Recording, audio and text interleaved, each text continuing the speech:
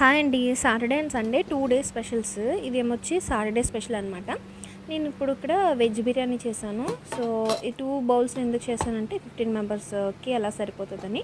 So carrot, potato, బర్బాటీ తీసుకున్నాను. Next ఇదేమో chicken curry, ఏమొచ్చి కచంబర్ అనమాట.